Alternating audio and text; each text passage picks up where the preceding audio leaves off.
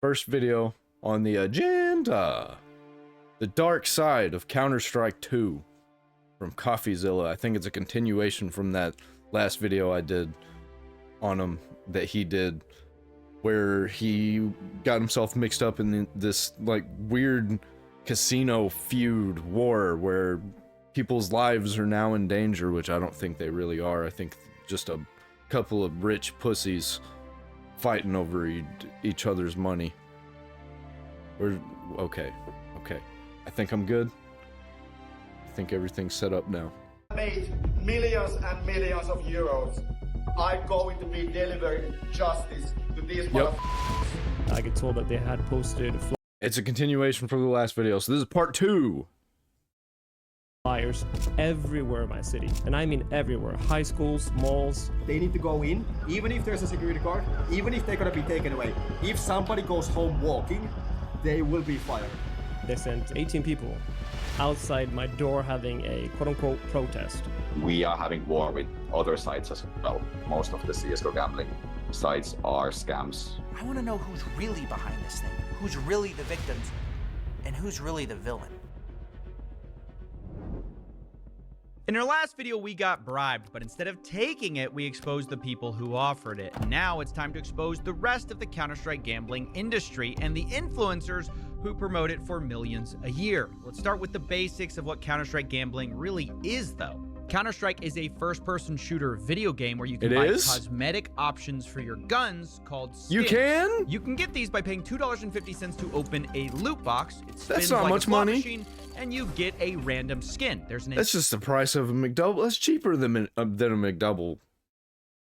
entire economy that's grown out of their rarity. And you can sell these skins for pennies or up to tens of thousands of dollars depending on their rarity. You can then take those skins to Counter-Strike casinos where they will be accepted as currency instead of cash. They use their real-world value to turn this video game into... That honestly, that sounds like a scam. It really does. That's why I never get into gambling or anything like that.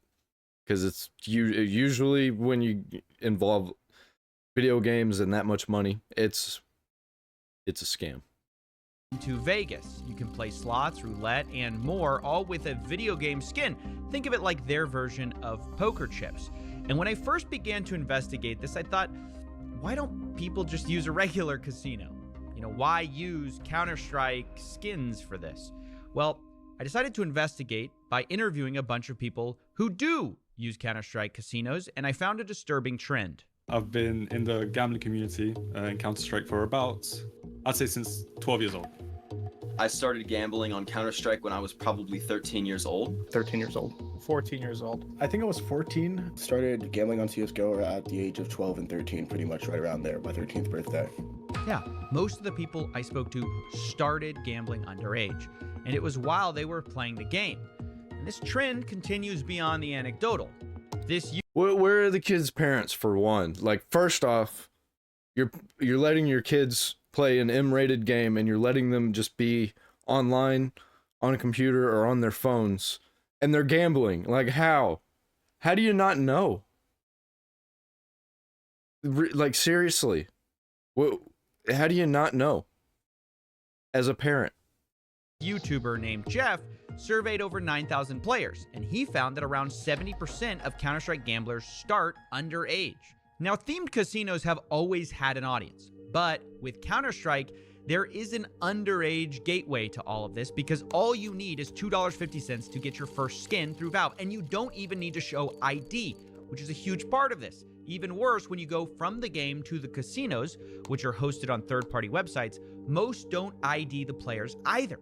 Or if they do, it's only after you've already gambled thousands of dollars, which is a bit like if a liquor store asked for ID after you drank 10 bottles of liquor. It's obviously absurd, but it's also very profitable because underage gamblers not only are new customers, they're way more likely to become gambling addicts, which is how casinos make most of their money. These days, most physical casinos have a strict ID policy at the door. This isn't because they're good people, it's because they're heavily regulated and would lose their gambling license if they knowingly allowed underage players. But Counter-Strike gambling is fundamentally different. Regulation for these casinos is almost non-existent because they're offshore in Malta, Curacao, Cyprus, and most of them are using loopholes to pretend that this isn't even gambling at all. Look, I'm not going to go into too much detail here because different casinos use different loopholes, but suffice to say, this has been going on a long time. Back in 2016, a very similar story broke in a big way about scam casinos and underage. Team Martin. I said Trainwrecks. I don't know who Trainwrecks is. Team Martin. So if you've seen part 1, I mentioned that I thought Trainwrecks, which I think Trainwrecks was involved with some gambling. But Team Martin was the one that was doing the, like, Counter-Strike website and pushing it on children. Gambling problems in Counter-Strike, and everyone was understandably enraged. Valve even got involved, had to send out cease and desist letters. Even the FTC went after influencers, but when the dust settled, there weren't that many consequences. Part of the reason was because of these loopholes. In fact, the most infamous casino, CSGO Lotto, claimed not even to be a casino at all. They said they were a sweepstakes. Now, this is obviously absurd. It's not true, but none of that matters because it got them out of trouble. And so the same types of casinos have continued, just with new owners and new names. What you're left with then is an industry that is unregulated, if anything, self-regulated, which I discovered creates its own race to the bottom problem, because consumer protection in an unregulated market will literally drive away your customers. For example, remember Monarch from the last video and his casino CSGO Empire? One of the things they do that I actually think is good is they block certain IPs where gambling is illegal, and they admit that what they're doing is gambling. Now, you can easily get around these geo restrictions with a VPN, but it's sort of an extra hurdle. Most Counter-Strike casinos don't even do this. And listen to one gambler explain why this tiny decision to just geo-block one region, the US, affected who he chose to gamble with. So when I went onto Empire, while it's still easy to bypass it, you can just put a VPN, it just takes an extra 5 minutes. CSGO Roll, I can just, once again, type it into my browser. Deposits. Oh, you're an American. Yes, correct. Yes. So no VPN restriction, no geo blocking. Yes, correct. So on Roll, 0 VPN blocking, 0 any bypassing. On Empire, there is blocking, but it truthfully is very easy to bypass. Right. That makes sense. Most people end up going with the casino who asks them less questions, requires less from you. Even if you're not illegally trying to gamble, you just don't want to have to put in personal information, anything like that. This all taught me that in the world of unregulated gambling, it's more complicated than just saying, okay, casinos want toddlers gambling. It's also market dynamics, right? You get a competitive edge by not regulating. Less work, more customers, more money, which means you can't just solve the problem by wagging your finger at bad casinos. The entire system is broken. You gotta shut them down. You gotta get them to, you gotta somehow shut them down. You gotta get them to stop operating. No casinos. Casinos bad. Don't gamble, ladies and gentlemen. You degenerate gamblers. As long as these loopholes exist, why would anyone change? In fact, some websites like Clash.gg even advertise their lack of regulation as a feature, not a bug. The CEO even bragged on Twitter, quote, Clash just paid out its biggest one-time cash out. Hang on, I gotta make my dog get out. She wasn't listening. She kept getting into stuff over there and getting into my trash can and stuff. She knows better. As a bad dog. Instantly with no verification. Couldn't be more happy with the product and reputation we are building. This guy sees it as a badge of honor to do no checks. And it is a positive reputation if you want to appeal to underage players, money launderers, or just people who want to avoid a hassle, a VPN and putting in an ID. And this is all a huge problem. But how big of a problem is it, you might wonder? After all, we're talking about video game skins. How much money could this industry really be worth? I wondered the same thing. So I asked. Blizzard makes like billions of dollars. Gajillions of dollars. It's crazy. No, I could imagine casinos, online casinos, based around video games, popular video games, are gonna make ridiculous amounts of money. Maybe even more than that. Let's see. asked around for how much these casinos are making and got several estimates. One owner claims he has an 8-figure business, and someone who worked for his partner claims that is true. How much does he make on Clash? His partner, Boris, right, also known as Dogs Playing Poker, Friendly Chemist, he told me directly that it was making about $50 million a month. That's a lot of money, and this roughly matches what the popular gambling Counter-Strike YouTuber told me. That's a little over $500 million a year. That's so much money, an unfathomable amount of money, an unusable amount of money. Like, what are you gonna spend with that? Like, I can see how people can just start buying yachts and shit. As well, saying he'd estimate these sites are making tens of millions monthly. And there are so many of these sites that the YouTuber Jeff estimated it all in a different way, looking at the total amount of website traffic compared to a popular online casino. So when you bring them together, those CSGO websites bring almost double the traffic of the biggest online casino today. And this online casino declared a gross revenue of 2.6 billion in 2022. Now, that doesn't mean the CSGO websites are grossing more, but it's a great element to put things in perspective. So even though it's tough getting an exact number, since these casinos might overestimate or underestimate for many reasons, either way, it's clear these businesses are making huge amounts of money. And there's many of these casinos. We've just focused on a few in our videos, but there's so many more of these websites, each potentially making millions a month. And no one's gonna change their behavior until they're incentivized to by regulation across the board. Until then, less regulation will always mean a wider customer base, even if some of those customers are underage. The irony here being, the biggest voice of change so far really has been Monarch. From the last video, you guys know I am no fan of this guy's methods, but I'll be honest, there's large parts of his public arguments that are hard to argue with. He claims to understand the underage problem because that's how he started as well.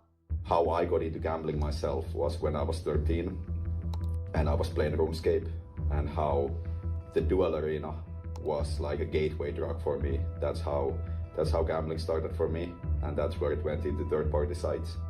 I'm just disgusted about this whole loop. I think that the whole case system on Steam is pretty horrible. The way how there's no cable. I mean, I agree with you there, but the way you went about it was just actually insane, and he even admitted it. I see.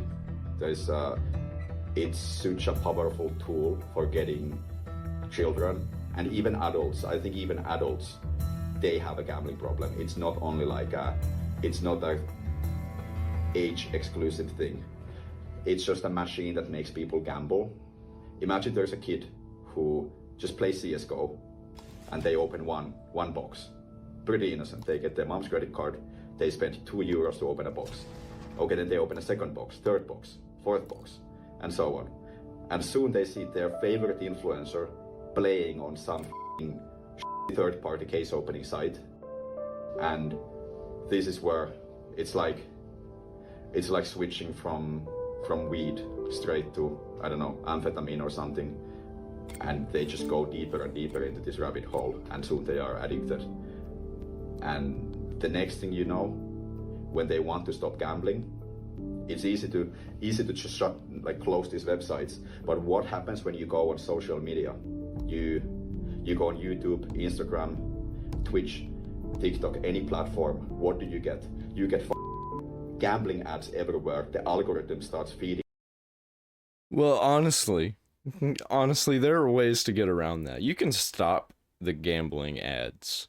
I don't see any gambling ads.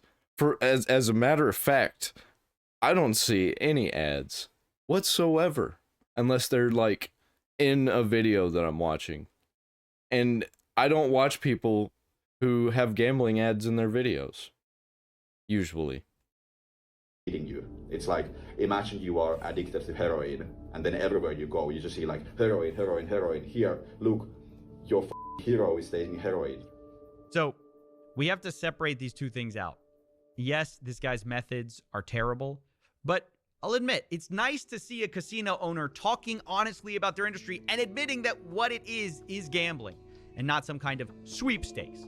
But even if Monarch says he wants to change, without the actual power of a regulator, he just ends up having to harass people, threaten people, which isn't going to get him anywhere. Not only that, he's no saint either. His own website doesn't ID people right away.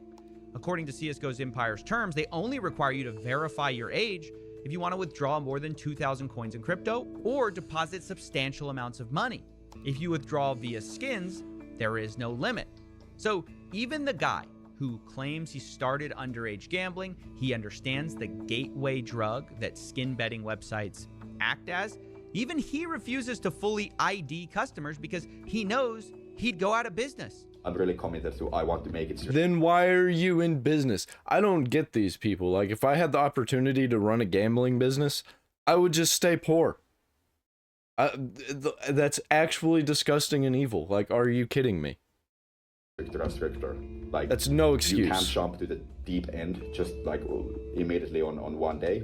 That would make us go out of business. But really my end goal is I want to do full-blown KYC before anybody deposits. I want to make it as clean as possible. This, more than anything, shows the limit to the let's self-regulate idea, right? Even the biggest critic of underage gambling can't bring himself to actually ID his customers up front because his competitors won't do it, and he says it would ruin his business. So maybe the solution isn't with the casinos at all. Maybe it's a good time to talk about the influencers who promote it instead.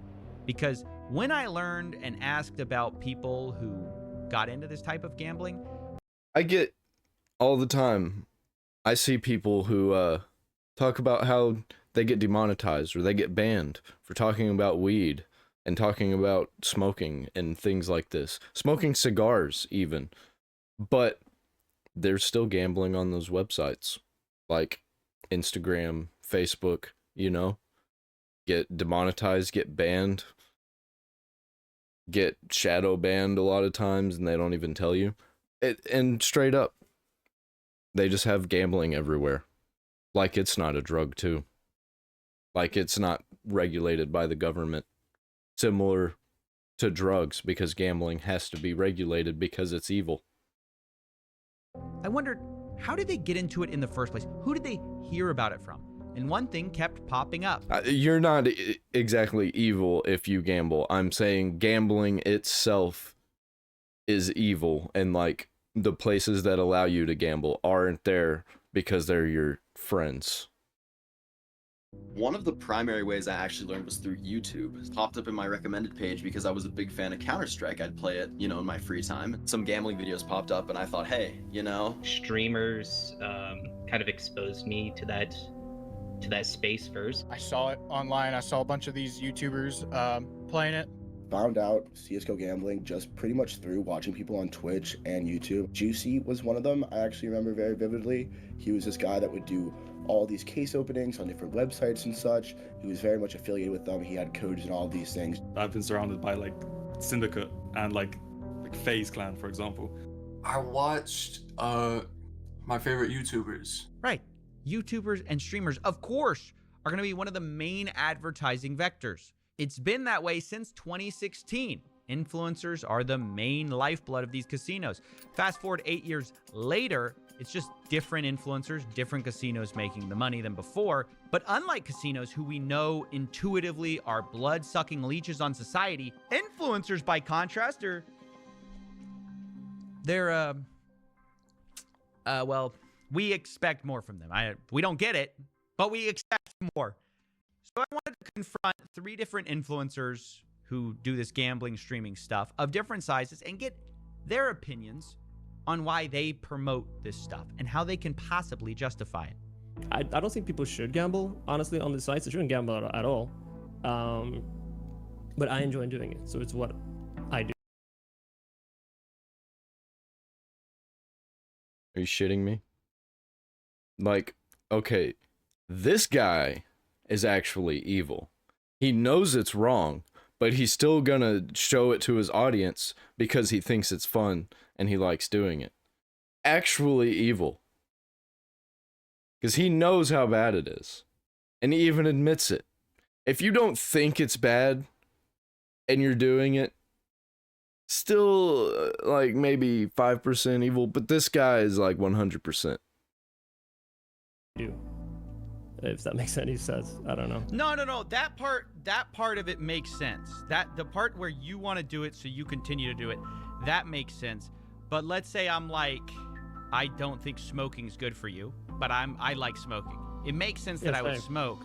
It doesn't make sense that I would go promote it to get people to smoke. I definitely understand. That is not the same thing, because I think you could promote people to smoke. I think that's completely fine. I think you can like advertise smoking, but you're not gonna spend your life savings on cigars and weed. You're gonna spend your life savings on gambling, 100%. And that perspective too,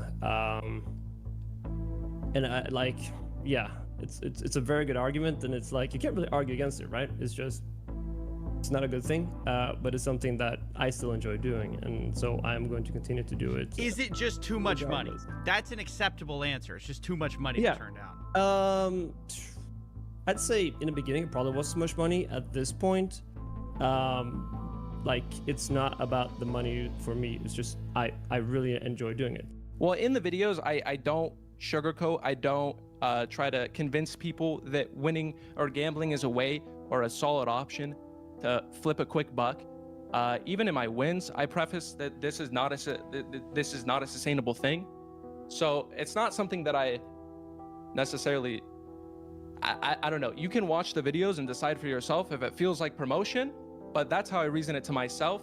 I don't even, use the rewards. I don't advertise it at all. So I don't, the rewards thing, it's more of like showing that it's good and cool and you're having fun is promoting it. Like I said, I don't advertise it. So I don't feel guilt. But you do advertise. You get paid to advertise it, right?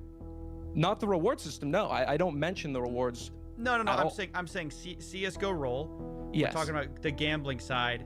Yes. We both know it's not going to be good for people. And then you're kind of saying, well, I don't really promote it. I don't really advertise it. But in a way, if you didn't promote or advertise it, they wouldn't pay you millions of dollars. Yeah, I watched your Trainwrecks video and you said the same thing. You're like the less dirtier of the dirt bags. So I guess I would call myself that. And ultimately, if you watch the video, you can decide like how less dirty is he really. But yeah, that's my answer. Most people are going to unfortunately gamble with or without certain streamers, right? Obviously, it's intended to be like a McDonald's ad. You see a McDonald's ad, you see a Big Mac, you're gonna go, I'm craving a Big Mac. So it's the same concept.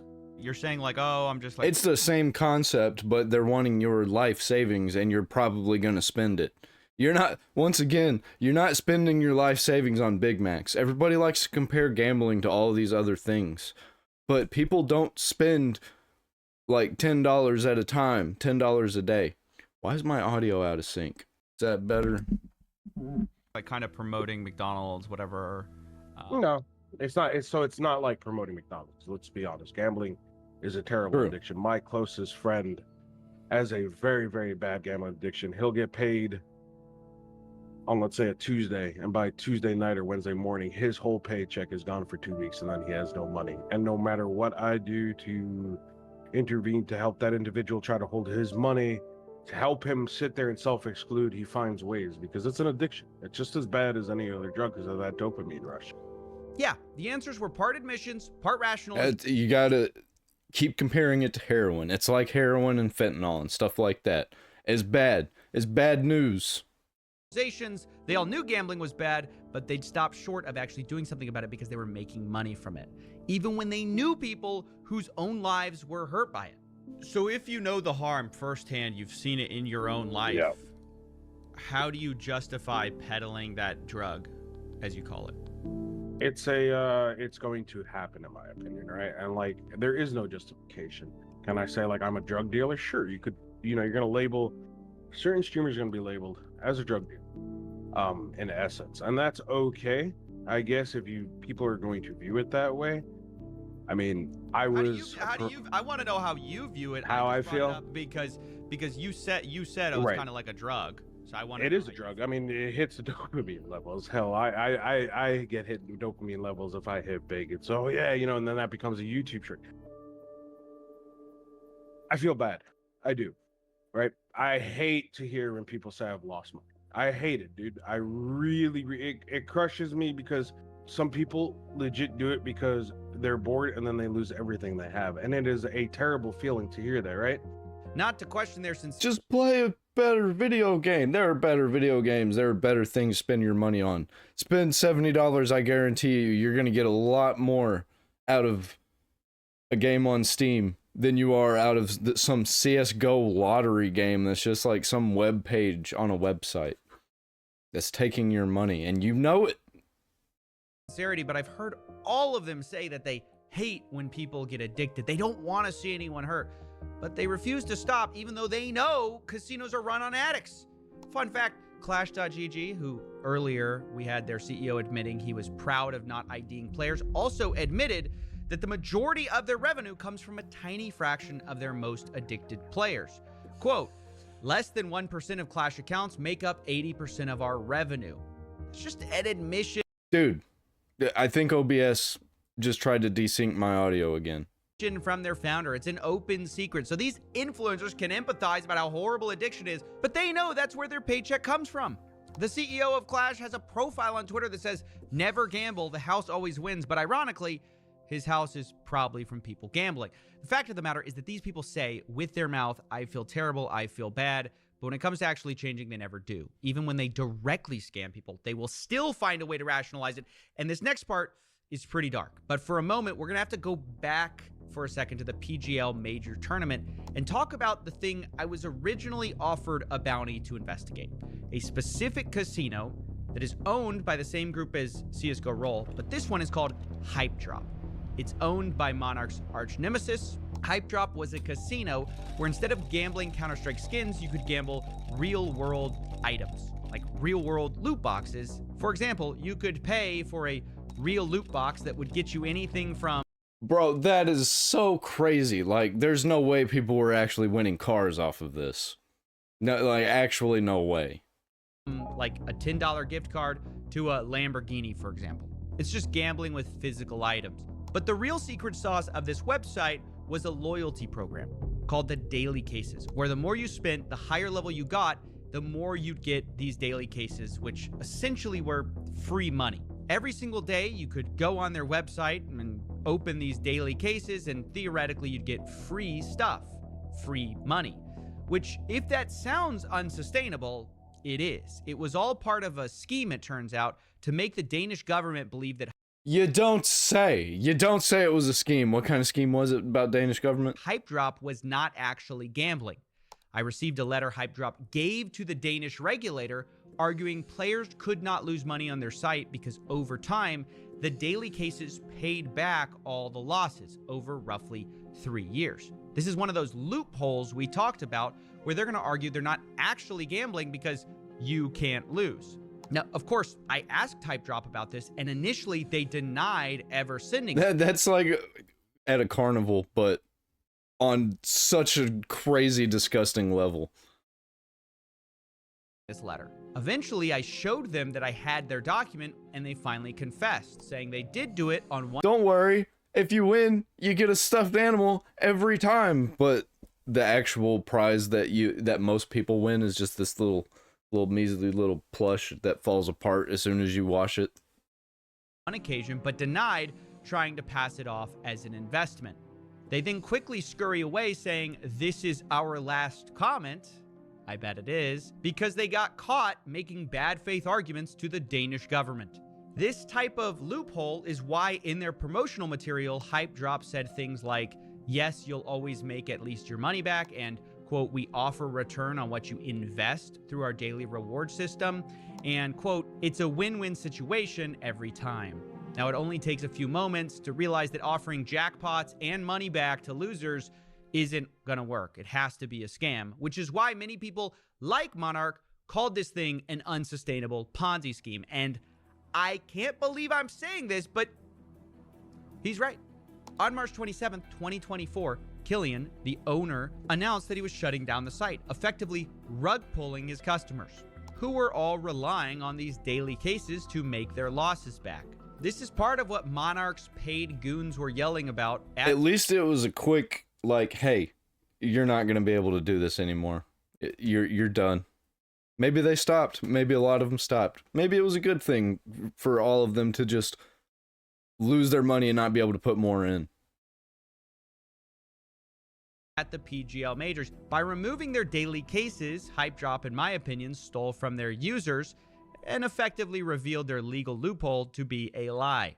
Now with that, They did. Let's be honest, they did steal money from customers by doing that. all understood, let's circle back to this guy, Juicy, a gambling streamer who we heard from earlier. He was easily one of the biggest promoters of Hypedrop, and I wanted to know, given that he has widely promoted a scam, what was he gonna do to make things right? So let's talk about Hypedrop at this point. This has been kind of what precipitated the PGL majors, according to Monarch. He says, I had to protest Hypedrop. It was a Ponzi scheme that collapsed, and CSGO rolls next. Now, when I was looking up Hypedrop, you were one of the people who was promoting it, like one of the bigger YouTubers I saw, maybe the biggest. What's your take on promoting this stuff? Where's your ethical line for what you will take, what you won't take on? Yeah. So to my understanding, I had never worked with a gambling site that had rewards that function like a Ponzi scheme, you know? So when I was playing on it, I'm not promoting the rewards, you know? I'm not like, this is the most rewarding IRL gambling site. So I was just playing with the product itself and, you know, making content around that. So obviously it's really f***ing annoying and bullshit when the rewards get, first off, cut down, and then second off, now there is no reward offering and the site's going away. Like, I'm obviously very upset, not just for my own intent, but also mainly for the people who, especially if people put money into Hypedrop, thinking of it like a good monetary investment versus like, I'm just gambling, you know? I'm pretty sure from my understanding, that wasn't like a advertised thing. At least they weren't advertising. They weren't saying, hey, you got to tell them about this great investment option. I think that was more of a legal loophole that they were, you know, trying to operate. He's just lying about some of this. He says he didn't advertise his daily cases, but I think he didn't think I'd watch his videos because he definitely did. Daily reminder, claim your daily cases. They're free monies. I think it's more like he didn't care to remember that he did them because he was just on a grind getting money.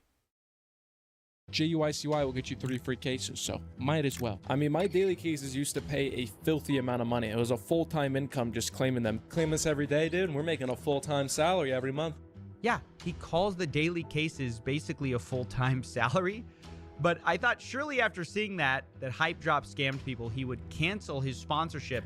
I think that casino ads, gambling ads are about to get regulated harder than cigarettes were.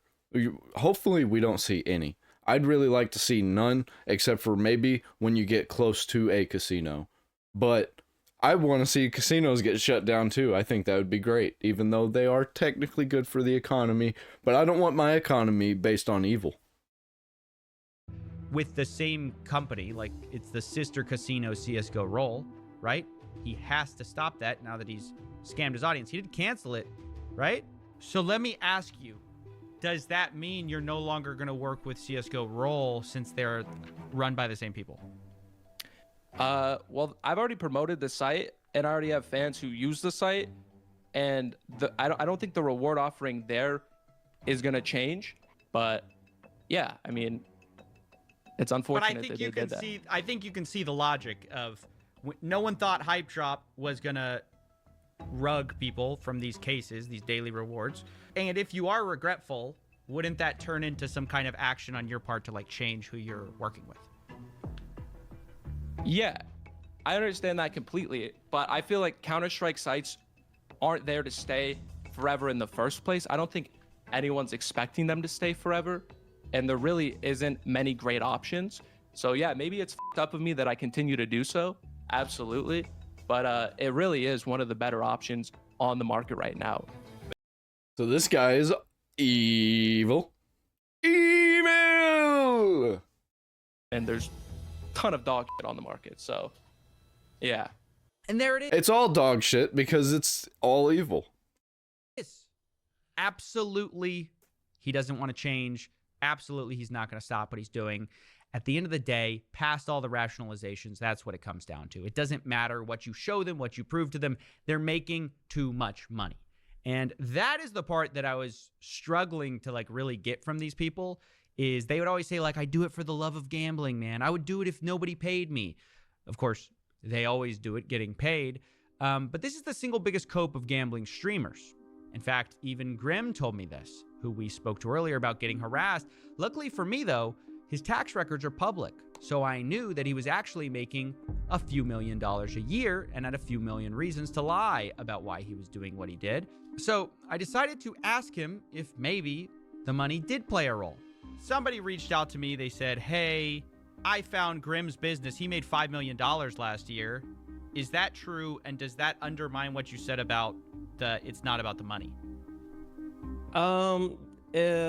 Yeah, no, that is true. That's like, what's one of the, I guess, the downsides with Norway is everything's public. If they know my company name, even just my name, they Google around, they find it. So like everything that I make is public. And yeah, you could say that the argument is obviously hypocritical because like I made a lot of money, but like I don't do it because I make a lot of money. I'd still. But you still make a lot of money, and you're not gonna stop if you're not making a lot of money. I don't like this guy is just. I don't get it. I don't get it. I do get it actually. Money. I just don't get how people are just so obsessed with it. Because what does it really get you? Look at this guy's apartment. Look at that. Look at that fan. Right? He's making millions and millions a year. Why does he have this? I have stuff like this. I live in places that look like this that he's in. And it's sure, you get a big mansion, right? But if you're always just in one room, then what's the point? Get a whole bunch of cars. What's the point? I'll do it if I didn't make a lot of money. And like, even if I wasn't paid, I would still do it when I had excess money to do it because I like doing it. And it might like sound like a lie, but that's how I started it. And that's how I always wanted to. It 100% sounds like a lie because it is a lie. The only reason you're doing it on the level that you're doing it is because you get paid to do it. If you didn't get paid to do it, then you'd probably be like in debt in a ditch, you know, sucking dick for some gambling money. To continue. It sounds like the $5 million might have something to do with it. It just, but that's fine. I mean, yeah, no, I mean, like I said, I 100% understand what people would think. Like, oh no, it's only because of the money. But like, I know myself that it isn't only because of the money, but it's obviously great. Don't get me wrong. How much did you make this year? I'd rather not say, but I could say it's a lot. Come on, Juicy, tell us. Tell us. Look, so I actually don't know the exact answer myself, but I can tell you it's going to be right around Grim's number. How do you not know how much money you're making? He knows. He knows. He's lying. He's probably making more than Grim. He's either making a lot more than Grim or a lot less than Grim. He's not making as much as Grim. This guy, I don't believe a word that he says except, I like money. Which I know he told you already. Grim's $5 million. Yeah, and then I got to pay a stupid tax rate on that. But it's probably around there. Both made about $5 million last year. So I don't think it's true. I think Juicy either made more or less. It's kind of obvious why they're not going to stop based on just a moral argument. And I began to wonder, like, how many of these influencers take these deals because they are so profitable?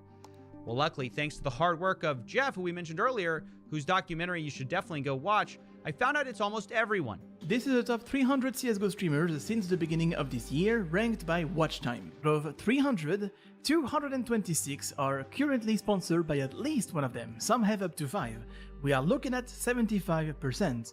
75%. It's insane. Counter-Strike gambling is basically funding. And I bet the other 25% just haven't been offered a sponsorship yet.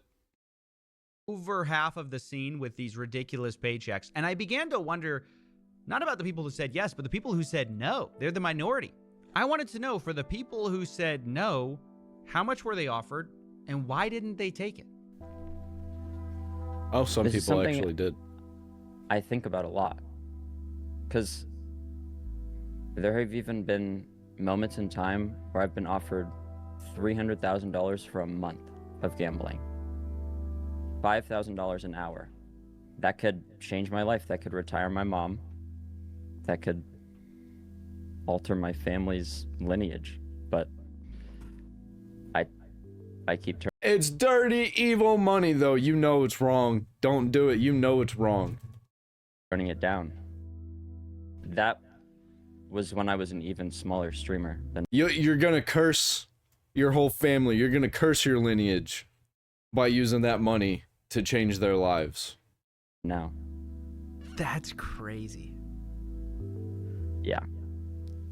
One of the things I've been thinking a lot about is like how to change this, you know, if what does even change look like, right? That's part of what I'm thinking about. It's like, what does even change look like for this industry? And one thing that I came to is like, the incentives have to change because they're so out of whack. The second you allow gambling sponsorships and streamers to like get sponsorship deals, how are you going to stop someone from taking that amount of money? You're a good person, so you just don't want to do it. That's your personal line. But I think it's hard for just even somebody who's a good person to say no. You know, it's only because you know what it would do to people. But he's not really a good person if he's pushing it on his streams. Even if he's not taking money for it, he's still pushing it on his audience. that is such a crazy amount of money. You know, this interview almost ruined me on this story. I began to wonder if change was even possible when money like this is in the field for play. Like, the casinos aren't going to regulate themselves because they lose customers and there's so much money at stake. Most influencers aren't going to say no because there's so much money at stake and they could change their life and their family's lives by taking these deals. The more I looked into it, don't forget that whenever anything in the government gets involved, they have the money to pay off politicians, and they do it all the time. Especially the small town politicians and the small city politicians who make like 120,000 a year, maybe 200,000, something like that. They don't make much at all, and then somebody offers them $5 million out of nowhere for a vote. You can't expect all the people to be immune from this influence all at the same time, which is the only way to make change. It wasn't just the influencers or casinos either. Even esports, the most professional, supposedly, side of the game, was flooded with gambling. Almost every professional team had a gambling sponsor. For example, FaZe's Rollbit, the PGL Major was sponsored by 1xBet, G2 was sponsored by CSGO Roll, and this creates the same problem that it created with the influencers. If a sponsor is offering you buckets of money, it becomes really hard not to take, because if you don't take it, your competitor will. In fact, one esports owner argued the entire ecosystem in Counter-Strike, especially in the lower leagues, is basically funded by the gambling industry and gambling addicts. So I called him to understand more of how this works. Can you walk me through how gambling functions in the esports economy? The issue is that, or the issue, I guess, at hand that you're talking about is that this activity is enabled by more controversial sponsors in gambling and skin rolling sites. If those sponsors weren't permitted, then the tier 2 and beyond scene in CS specifically would likely wither or die, or at the very least constrict to a very large degree. So that's what I meant by my tweet that you should thank your local betting crackhead in Twitch chat. If you're a fan of tier 2 CS and beyond, then the reason you're watching that team play is probably because of that better. To note, this is also true of a lot of orgs' profitability.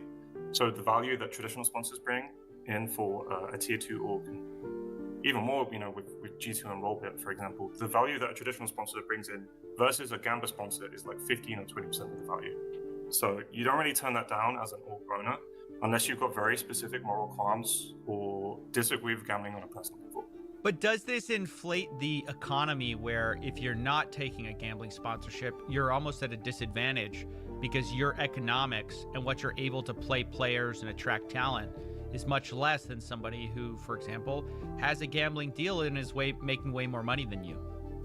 Yeah, Who cares? Get over it. Cry about it more. I'll sit at 0 forever. I would agree that's true, I think.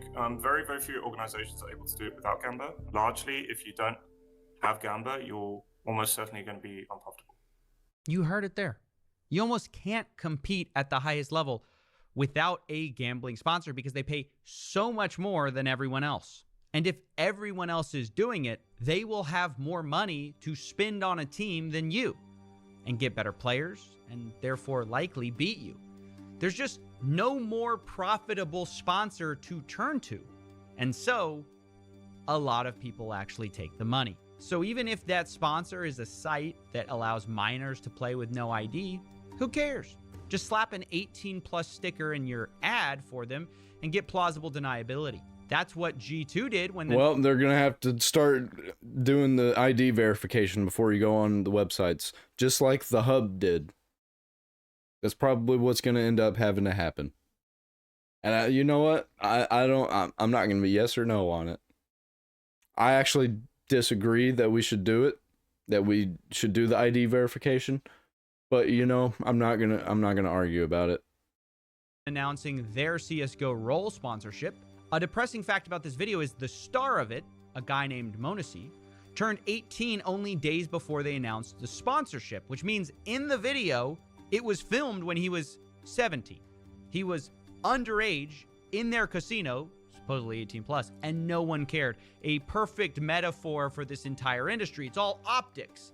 I have to tell you, by the way, the exact day I announced I was investigating Counter-Strike gambling, CSGO Roll did announce for the first time that they were going to be asking all users to prove that they're 18 before playing. Whether or not it's coincidence, they announced it same day. I don't know. Take it for what it is. Maybe it's a token gesture. They'll roll back. Or maybe it's a sudden change of heart for the youth. I don't know. Either way, the point I'm making is that for many people and professional teams, the choice to take a gambling sponsorship is like the choice for PEDs in the Olympics or steroids in the WWE. You can say no, but if everyone else is using them and getting ahead, you choosing not to for ethical reasons will get you left behind, and your peers will... Not true. Maybe left behind for now, but as soon as they all start crashing out, then all that's left is you. Then you win by default. Become more successful than you. It's a depressing cycle that has me flashing back to the CSGO Wild days several years ago and realizing we're right where we started. CSGO Wild in 2016 was a gambling website secretly owned, slightly disputed, by FaZe Clan. And according to FaZe Banks, his motivation to do that was pretty simple. My motivation for doing it actually was at the time we weren't making enough money to buy a CSGO team. All in, the venture was going to cost us like $1 million, and we definitely did not have anything close to that. So my brain, like we got to finesse it. We got to figure out how to make the money to buy this team now, because in the next 6 months, year, this team's gonna be worth like $4 or $5 million, and we're not gonna be able to get into this game, which in our heads we need to get in this game. Yeah, when you hear it, it sounds crazy. It sounds like a cope. But his plan actually worked. FaZe got away with it. FaZe Clan has a Counter-Strike team that won second place in the infamous PGL Major all these years after CSGO Wild. It's alive and well, and still funded, by the way, by gambling, just by a different gambling website. Now it's Rollbit. It's reportedly a multi-million-dollar deal. Now look, I know seeing this is all very depressing, but we've actually learned some really valuable things. Firstly, we can't fix this. Firstly, gambling's bad. Secondly, whatever he says. At the individual level of influencers, esports teams, or even casinos. Doxing people, harassing them doesn't fix it or the underlying problems. It's a deep systemic problem of incentives. Of course, acknowledging that also doesn't absolve individuals. I wouldn't dare say it's okay for Juicy to do what he does, where People have been scammed, and he continues to work with the same parent company. That said, if he stopped, it wouldn't change things suddenly. Someone would take his place. So if we're serious about trying to solve this problem, we have to look farther up the food chain than influencers, even than casinos, even than esports leagues. We have to zoom out and see the root cause.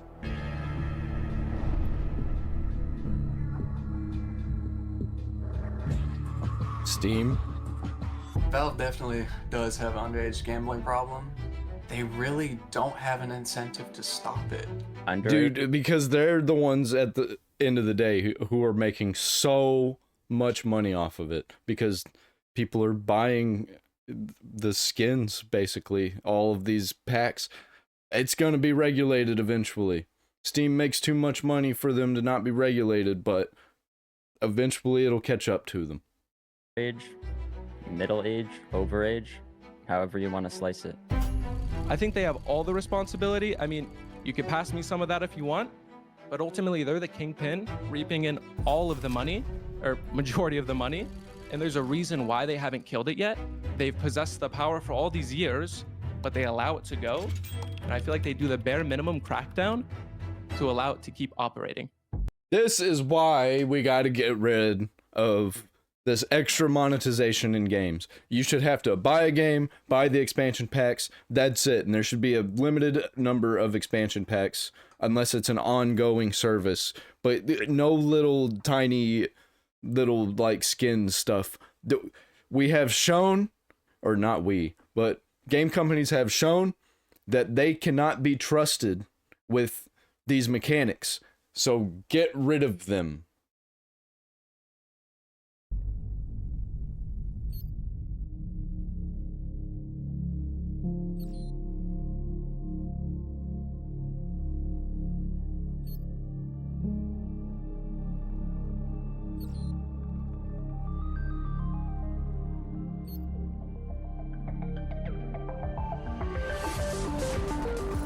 So I guess there's gonna be a part 3. Man, they gotta stop. This has to stop. YouTube's gotta stop with the gambling ads. I don't know if Rumble's got any gambling ads. I haven't seen any, but if they got gambling ads, they don't need any kicks. Basically, all gambling ads. I'm on there, which I'm fine with being on the platform with the gambling ads. I am one for take over the platform, be the biggest guy, and basically talk them out or force them out.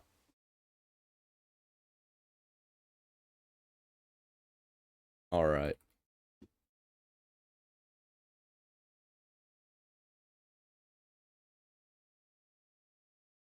The completionist is back in the news.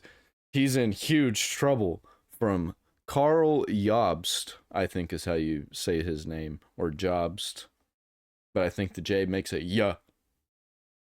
Absolute legends. Can you believe it? It's already been more than a year since the completionist and his family's decade-long charity scam. Man, it's only been a year. It's felt like 10 years since this guy got thrown off the internet. Was exposed last November. For those who need a quick refresher, between the years of 2014 and 2023, man, I used to watch this guy sometimes because I used to be a friend. I used to be a fan of Game Grumps and all of those guys, and like Pro Jared. I remember all of that drama that was going around with him. Remember that? If you don't know it, look it up. But like with Rubber Ross and Commander Holly, I know all about that stuff. I was there. Gerard and his charity, the Open Hand Foundation, took in around $1 million of donations, money that they said was going to various charities focusing on dementia research. But over that entire time, the truth was that they hadn't donated a single penny, and had kept everything. It was only after Mudahar and myself made our videos about the situation that the Open Hand Foundation finally donated some of the money, donating $600,000 to the AFTD. The completionist public image was pretty much destroyed, and deservedly so. He had been lying for years, and after he was exposed, he took no accountability whatsoever. He made up excuses, made up lies, and more than anything was just angry at us for making the public aware of what he was doing. And it didn't take long for the completionist to return to YouTube and continue. Really, he should have said nothing. It would have been the best thing he could have done for himself. It would have been bad. It would have been really bad. But it wouldn't have been as bad as what he did. Attacking people and telling us that we're all wrong, even if we are. That's not the way to go. And we weren't wrong in this situation. Continue making content. After his terrible response video, he just moved on and acted as if this entire charity scandal never happened. And his family moved on and didn't care whatsoever either. They even held another golf charity event several months later. This was immediately after it was already proven that for years the golf charity money had never even made it to the Open Hand Foundation. The family was keeping everything. But then, around 4 months ago, the completionist disappeared. And there might be a good reason for this. The completionist production company, That One Video Entertainment LLC, is in huge trouble. I've never spoken about this, but for the past 2 years, the completionist company has been engaged in a frivolous lawsuit against the biggest GTA Online roleplay server, NoPixel, basically trying to extort them for half of their company. And in October, they lost. And now Gerard's company may have to pay back hundreds of thousands of dollars in attorney's fees. And the cherry on There's more? There's more? Okay. Well, let's get into it. This guy is just a complete fuck up, man. He fucked up bad. top of all of this is that it appears as though the Open Hand Foundation might now be under investigation by the IRS. A lot's been happening, and in today's this sounds like he's gonna be having some jail time. Video, we will take a quick look. I really hope you enjoy. Now legends, a huge shout out to today's sponsor, Watcher of Realms. Watcher of Realms is a really fun fantasy RPG that I've played a ton of over the past year. This it combines is classic fantasy RPG definitely a elements with rip-off. tower defense, which are two of my favorite genres. I love the real-time strategic element that tower defense brings. It makes the gameplay so much more interesting. The graphics are incredible, and there are over 200 unique heroes to collect and they're develop. incredible, And Watcher alright. of Realms is celebrating Christmas time with a brand new limited hero, Sun Wukong. He brings the Christmas cheer with a festive new skin and an awesome event featuring strategic stages, challenging minigames, and a beautiful Chinese-inspired map. 'Tis the season for exciting events where you can win 74 free summons, tons of valuable items, and the new legendary hero Valuable. Callista with her exclusive artifact, along with the powerful This is really in contrast to the last video that I did, because this is basically the same thing as gambling. Not gambling, but like, you know, it's tapping on the same part of the brain as gambling is. Lyra in her sexy Christmas battlesuit. There are so many amazing gifts to unlock during these Christmas celebrations, and to receive them all, simply log in daily and participate in all of the festivities. Watcher of Realms has a great selection of game modes, including the campaign, arena, You want to miss out on all the festivities? guild boss, and intense guild v guild battles. And honestly, it's the perfect time to start playing. To download or play Watcher of Realms, just click the link in the description or scan the QR code on screen. It's available for free on PC, Android, and iOS. Sun Wukong, because it's not Sun Wukong. Man, you'll never see me take a sponsorship for ads like this. It's so gross. Before we start today's video, I want to recognize that I know that I have lost a lot of your trust at home, and I want to spend as much time as it will take to rebuild and re-earn your trust. It's going to take time, but I'm willing to put in the commitment, and I hope you give me a chance. This is what Gerard said back in January when he returned to YouTube less than 2 months after his charity scam was exposed. I have no idea what he meant when he said that he wanted to re-earn your trust, because after this statement, he continued to pretend that nothing ever happened and he never spoke of it again. Yeah, I'm gonna re-earn your trust by continuing to make the same videos that I've always made and pretending nothing ever happened. For the next 8 months, Gerard would continue to post videos to his channel, hoping to resuscitate his brand. The quality, however, was now greatly diminished because most of his employees either quit or he let them go. And then in August, he released a video about alien isolation and hasn't been seen since. But while Gerard was pretending that everything was hunky-dory on the surface, behind the scenes, shit was hitting the fan. For the past year, many people, including myself, have been waiting for the Open Hand Foundation to file their 2023 IRS tax forms. Personally, and there's gonna be nobody to help this guy because he screwed over all of his friends and he lied to everybody. I was about to say his family, but his family's involved too. I wanted to see if anything changed after they got exposed. Were they suddenly going to start properly declaring their income now that so many eyeballs were focused on their charity? Well, what's interesting is that the Open Hand Foundation hasn't filed their 2023 IRS tax form, despite it being long past the deadline. If you search the charity through the Office of the Attorney General, it says their reporting is incomplete and the IRS form is required. This hasn't happened. It's probably because it's all wrong. They messed up so bad, like they're just gonna have to get audited. In any other year. The Open Hand Foundation have always filed their forms on time. So it's very peculiar that at a time where it's more important than ever to be transparent, they aren't reporting. Of course, I think he gave up. I think he's done. There are multiple possible reasons why they aren't submitting their forms. The most obvious would be they haven't yet done their 2023 accounting, but it could also mean they are currently being audited by the IRS. Personally, I think it's the latter, given how many people reported the charity after the scandal broke. Another piece of evidence to support the fact they are being audited is that it does appear they have already done their 2023 accounting. So there doesn't seem to be any other legitimate reason not to file. We know they've done their 2023 accounting because as part of their 2024 annual charity registration to the Office of the Attorney General, they needed to state their revenue and expenses for the previous year, which they... And dude, he cried on stage multiple times, knowing damn well that he was keeping the money every time. Like, maybe one time you cry on stage and then shit happens, but he did it multiple times and still never donated anything. That's so crazy to me.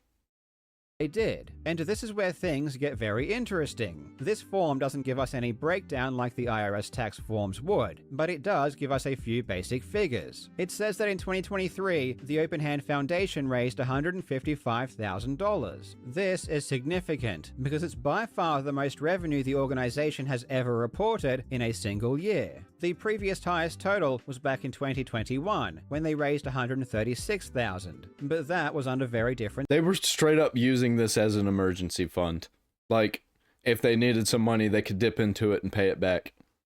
Circumstances, so let's compare. In 2021, Gerard's fundraiser Indieland received $113,000 in donations just through Tiltify alone. The charity also received a $25,000 grant from Jamie Lee Curtis's charity, Syzygy. Just these two income sources alone already amount to more than the $136,000 they reported, which means all of the bits, subs, merch sales, and all of the golf charity money simply vanished. Gerard's company or his family simply vanished? What do you mean it simply vanished?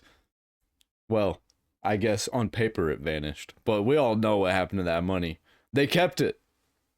Just took that was rest. Revenue. And this pattern of money vanishing continued from the years 2019 all the way through to 2022, a total of 4 years. And the money that went missing probably totaled several $100,000. But in 2023, after the public realized Gerard's family was stealing money, suddenly everything changed. In 2023, Indieland only raised $64,000 in donations through Tiltify. This is $50,000 less than in 2021. And yet magically, 2023 was the Open Hand Foundation's best year ever, raising $20,000 more than they did in 2021. It is a miracle. By the grace of God, the Khalil family has finally learned how to properly report their income. It's amazing. We already knew that Gerard and his company were stealing money before, but this most recent accounting is just the nail in the coffin. It is so brazenly obvious. No, it's not the nail in the coffin. He already had a nail in the coffin.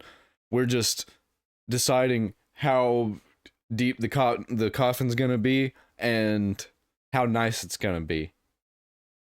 Because so far it's looking like we're just gonna put them in a cardboard box and throw some dirt on them.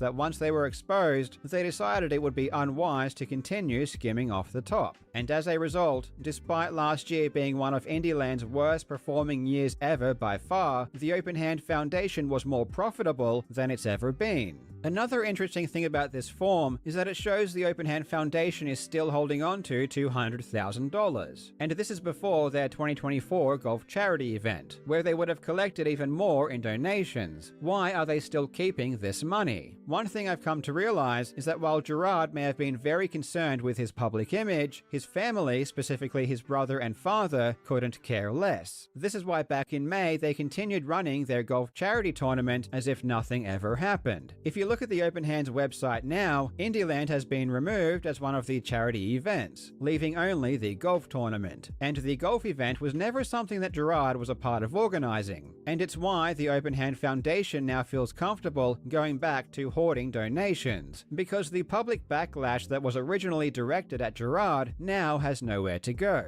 When the Open Hand Foundation made their $600,000 donation after the story initially broke, they still had $200,000 sitting in the bank. And this is only from the reported income. As I said before, I suspect Gerard's family has siphoned hundreds of thousands of dollars out of the charity over the years. But I can't think of a single good reason why they still need to keep $200,000 in the bank, when their expenses average around $10,000 to $15,000 per year. And literally the only purpose of the charity is to be a middleman between Good Samaritans and charities that actually do dementia research. As I said before, the lack of filing to the IRS is a pretty good indication the charity is now under investigation, and I really do hope this is the case. But the IRS isn't the only thing Gerard now has to worry about, because there's more.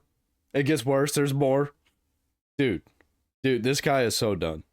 Gerard's company, That One Video Entertainment, has just lost a huge lawsuit. That One Video Entertainment LLC is the company that Gerard created in 2012 that all of his business activities fall under, including all of his YouTube channels and his charity event, Indieland. I will be calling it TOVE for short. On Gerard's LinkedIn page, he states he is the owner, president, and CEO of TOVE. And he should have never tried to be a host for G4, man. G4 just destroyed everybody. I think now there are like 2 people from G4 that are still doing stuff, and they're doing stuff over on Twitch. In April of 2023, Tove sued GTA Online's most well-known role-playing server, NoPixel. NoPixel is owned by Coil Content Creation Proprietary Limited. I think I even reacted to a video about G4 when all that was coming out, and I was praising the completionist. I was praising Gerard because I was a fan of, well, I wasn't really a fan of him. I wasn't watching him at the time, but I used to watch his content, but I was a former fan of them. Now I'm like definitely a former fan of him. I am not a fan anymore. Which was started by a fellow Aussie, Mitchell Clout, otherwise known online as Coil. If you follow The Completionist, but don't follow GTA Online role-playing, you've probably never heard of this lawsuit. And even if you have, you probably have the wrong idea about who is suing who. And that's because the reporting on this lawsuit has been abysmal and full of misinformation. It all started in May 2023, when a user posted the lawsuit to Reddit, claiming that DW was suing NoPixel. DW was a developer that worked for NoPixel for several years, but he and NoPixel's owner Coil had a falling out in December of 2022, and DW ended his relationship with the server. The day after this viral Reddit post, Dexerto signal boosted the story, with the headline, "Former GTA RP NoPixel server dev DW is suing owner Coil for considerable sum." However, this was all completely false. It wasn't DW that was suing NoPixel, it was the completionist company, Tove. It literally says who the parties are on the first page of the lawsuit. I don't understand how everyone got this wrong. Tove's lawsuit asserted that because DW developed some code for the NoPixel servers and DW was an employee of Tove, this meant that Tove owned the code that DW developed, and thus Tove should own half of NoPixel. But this entire lawsuit was a shakedown and an extortion attempt from day one. It was all bullshit. We are talking. They tried to Nintendo him. The completionists tried to Nintendo him. And it didn't work. Talking Billy Mitchell levels of frivolous. Everything about this lawsuit was a lie, and it's going to take a separate and quite lengthy video to cover everything in detail. But if you thought that charity was the only scam that Gerard and his company were pulling, you couldn't be more wrong. Needless to say, this lawsuit never made it to trial. In October, the judge ruled in favor of NoPixel, and now NoPixel is seeking attorney's fees of $233,000, and they are probably going to get it. Unlike most other lawsuits in America, when you sue specifically for copyright infringement, it's actually built right into the statute that you can get attorney's fees if you win. And because Tove's lawsuit was so frivolous, and the judge didn't even see a need to go to trial before ruling in NoPixel's favor, Tove is probably going to have to pay up big time. As soon as the judge makes a ruling on the motion for attorney's fees, I will do a full breakdown of this lawsuit, because it really proves that Gerard's shady behavior surrounding his charity was not an isolated event. Until then, thank you so much for watching, you legends. I hope you're having a fantastic day, and I will see you in the next video. My dogs are freaking out because my brother just got home. Man, completionist, he is so done. He is so done. I can't believe it's still not over. It's still not over, ladies and gentlemen. We're gonna see more of this. I want to see what happens. I'll be reacting to this the whole way through it. As soon as more news drops about it, I'll be there.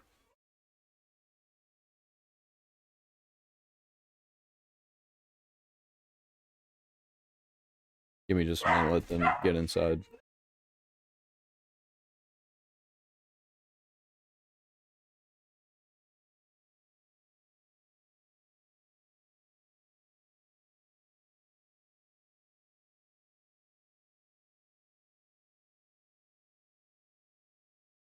F the Chuds. Intergalactic the Heretic Prophet actor attacks gamers. Thinks this will help sales. Dude, they just keep doing it. They just keep doing it. They just don't know how to stop themselves. They can't help it. I don't know why they think they have to attack fans of the video games. Like, that's gonna get them to buy your game. Yellow Flash 2, here we go.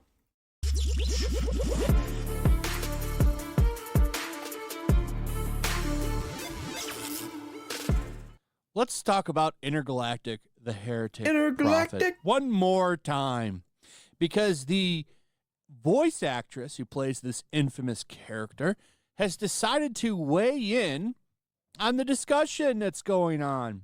So we're going to talk about that. By the way, I don't know a lot about her. Her name is Tati Gabrielle, and she's actually kind of pretty. And it's like, why didn't you just copy what she actually looks like? This is her right here.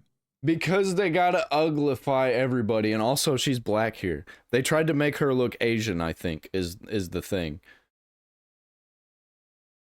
Like, they have to uglify the women. I don't know why. I really don't. Somebody explain it to me. Because it doesn't make any sense. Why would you not want your character to look good? Why don't you want your character to be a 10 out of 10 if you're trying to make a 10 out of 10 game?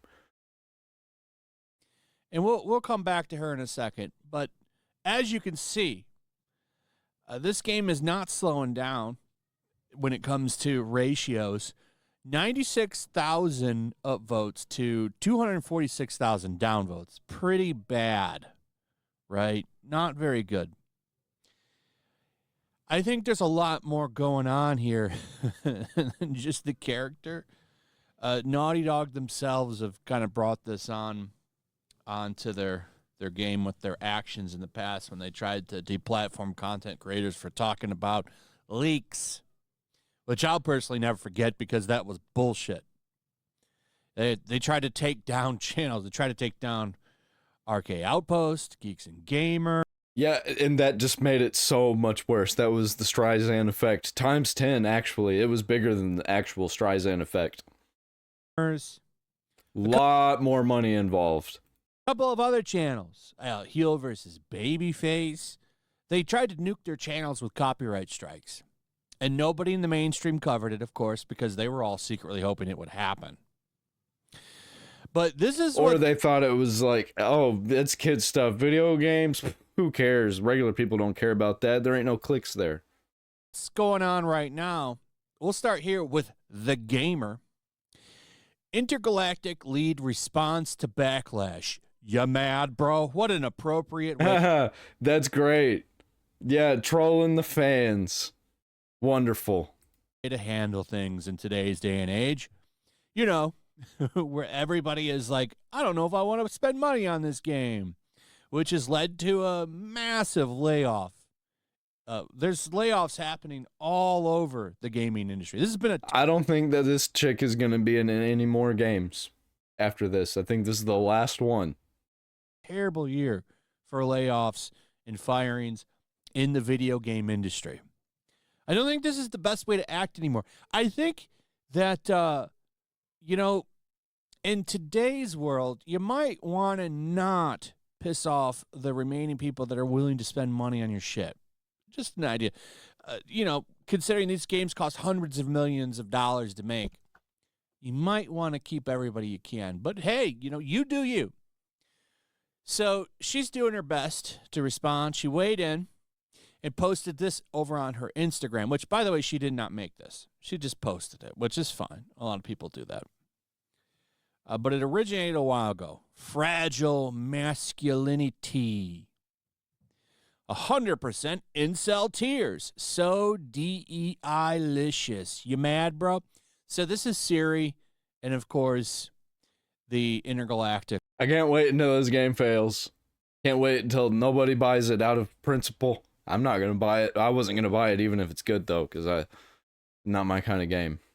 It had some of the good aesthetics that I liked, but I'm not for that protagonist.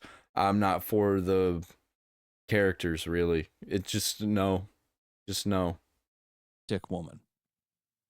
In the character form, not the actress. But she took it and posted it over on her. And people want to compare her to Jack from Mass Effect 2. Let me tell you, she ain't no Jack. Instagram. And it's a bold move. Very bold move. Just It's a dumb move. Yeah, it was pissing everybody off. Pissing off more people instead of trying to win them over. Very good move. You think you're punk rock? This is just... These people think that they're sticking it to the man, but they don't realize that they are the man. You're just sticking it to yourself. More examples of the industry pissing off gamers, and this is something that's been going on for a while.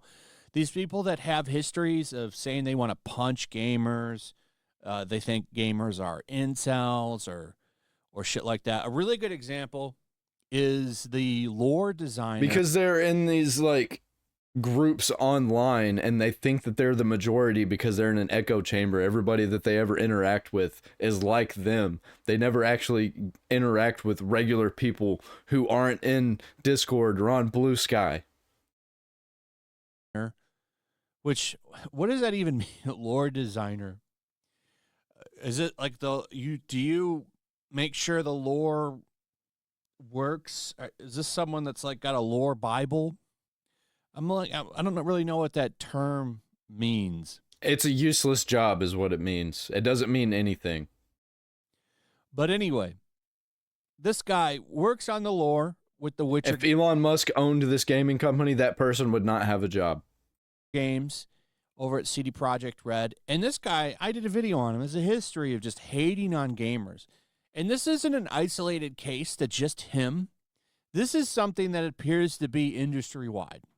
These people that attack gamers like Alyssa Marcanti, the journalist that Smash JT is involved with right now because she's suing him for some... I haven't went over that yet, but that is a thing that's happening that is absolutely disgusting. I might make a video on that soon. Not make a video, react to a video. I act like that I'm creating these videos that I watch. I'm not. I'm just a reaction channel. For now. For now. I got Bebop Melvin coming. And a podcast. BS, by the way, check out his defense fund. It's garbage what's happening there. She's getting hired by places. There's rumors that she got a job somewhere. I don't know if that's true, but there is a history of these people that are just nasty to gamers getting jobs left and right. And it really just and they're going to fail. They're going to fail because people are paying attention now. Because they want to know if their games are going to be good. They don't want any of this woke DEI bullshit in their games. And it's shown to be true if you just look at the sales numbers and the player counts.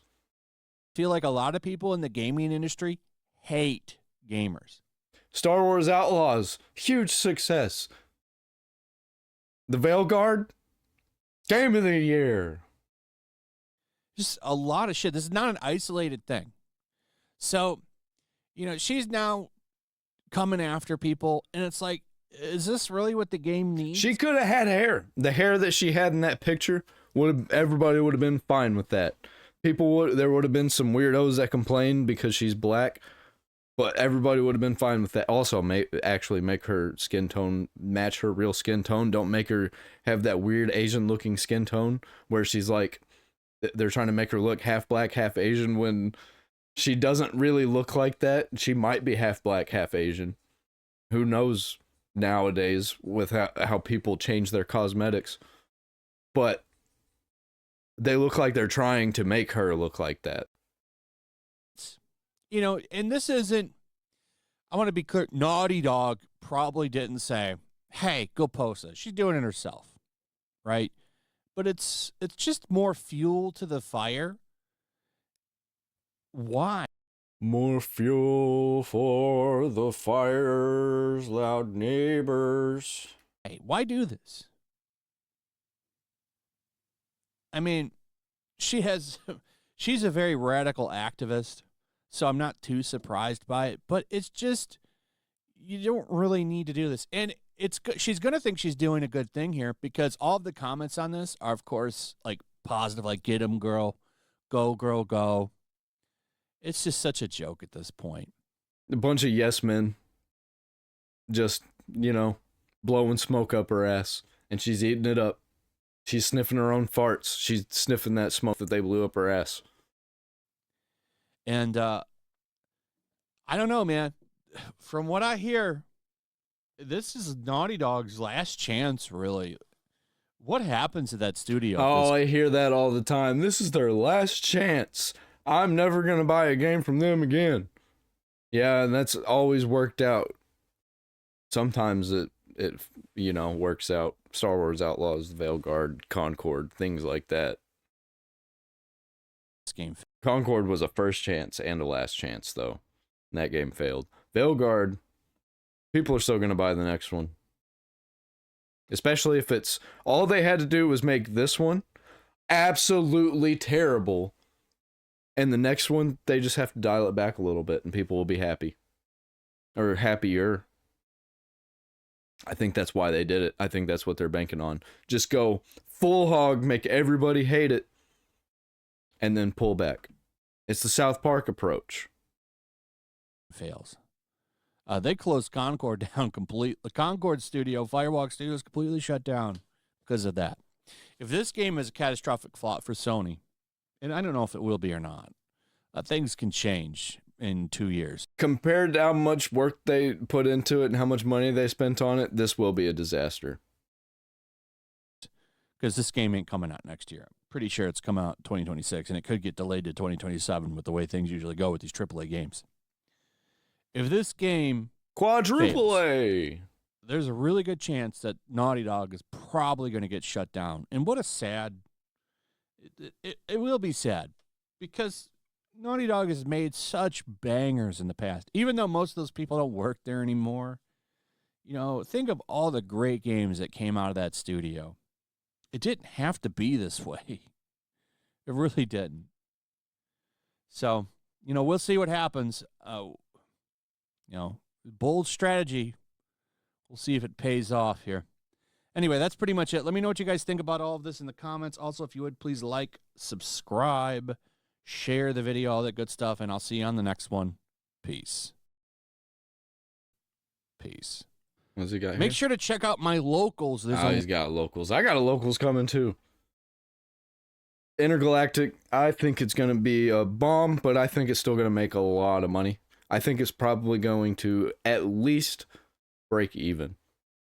Hopefully it doesn't. Hopefully it does fail. Hopefully it crashes and burns, and I'm going to laugh all the way to the bank. I can't wait. I can't wait for this game to release. I can't wait for a bunch of these disaster games to release, like Bethesda games, Avowed, whatever, man, whatever. I'll be here to laugh at them. I have PayPal down in the description if you want to donate to me. You could also leave a super thanks or a super chat on YouTube or Rumble rant if you're on Rumble. I don't know what it is on Kick or X, but I'm also on those platforms.